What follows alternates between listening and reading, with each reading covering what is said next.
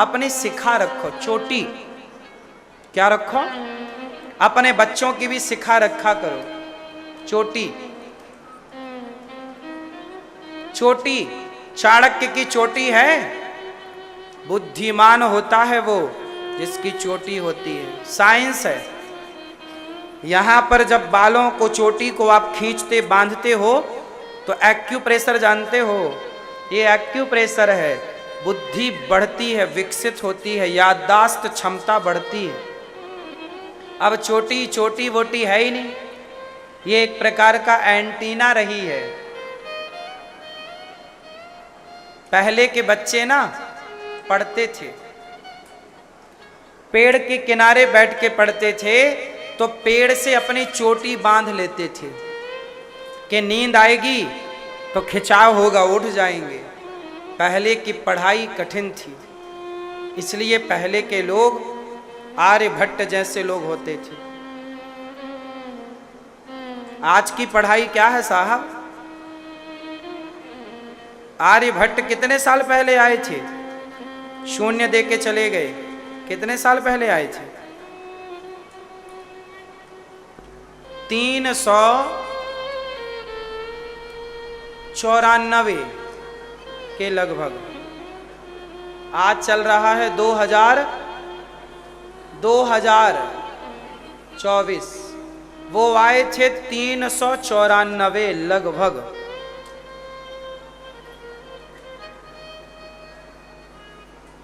आज 2000 चल रहा है, वो आए थे 300। अब देखो कितने 100 साल पहले आए थे, है ना? लगभग 1700 साल पहले मान लें कि 1600 साल पहले मान लें, बाकी गणित आप लगा लेना। 1600-1700 साल पहले हो गए, क्यों जी? हाँ, लगभग 1600-1700 साल पहले आए चाणक्य। तब ना साइंस था, ना फला था, ना फला था। वो आर्यभट्ट आए और शून्य देकर चले गए। वो ना आते तो दुनिया 10-20 ना जानती। लिखित में दिया। हमारे यहाँ गिनतियां तो थी पहले, एकादशी, द्वादशी, त्रयोदशी, चूंकि उस समय संस्कृत भाषा थी ना। अब आप कहोगे कि क्या आर्यभट्ट के पहले शून्य नहीं था? हमने बताया था इस विषय को एक दिन। लिखित में नहीं था, लिखित में दिया आर्यभट्ट। मतलब पहले के लोग ज्यादा विद्वान थे या आज के लोग हैं? जोर से। पहले के लोग ज्यादा बुद्धिमान थे। इसलिए आप लोग समझो, पहले के लोग मेहनती थे। 72 साल की आयु में उनका शरीर पूरा हो गया था। लगभग 71-72 साल की आयु में आर्यभट्ट चले गए वापस। बहुत लंबी आयु नहीं थी उनकी, 71-72 साल बस, 72। इतनी उम्र में वो सब कुछ करके चले गए। आज तक उनका 1700 साल पुराना नाम हम देखो और आप देखो पढ़ रहे हैं, सबको याद है उनका नाम कि शून्य का आविष्कार, शून्य किसने दिया, सबको पता है। कुछ ऐसा कर जाओ, और ये कब होगा? जहां जहां आर्यभट्ट की प्रतिमाएं होंगी, ध्यान से देखना, उनकी चोटी जरूर होगी, शिखा। उनका पहनावा धोती कुर्ता का होगा, धोती का होगा। भारतीय पहनावा यही रहा है। पहना करो साहब कभी कभी, अपनी संस्कृति का गला ना घोटो। ये मेरे नौजवान दोस्तों को धोती कुर्ता पहनकर, तिलक लगा के शिखा रखना चाहिए, और फिर शॉपिंग करने जाओ, सब जगह जाओ, भारतीय वेशभूषा में जाओ, भारतीय परिधान में जाओ। इससे संस्कृति का प्रचार होगा। मुसलमान कहीं जाता है ना, टोपी लगा कर जाता, उसे कोई शर्म नहीं है टोपी लगाने में। लेकिन हिंदुओं को तिलक लगाने में, शिखा रखने में बहुत शर्म आती है। जिस धर्म के लोगों को अपने धर्म का पालन करने में शर्म आने लग जाए, उस धर्म का क्या हाल होगा आप समझ सकते हैं। उस धर्म का ह्रास क्यों ना होगा।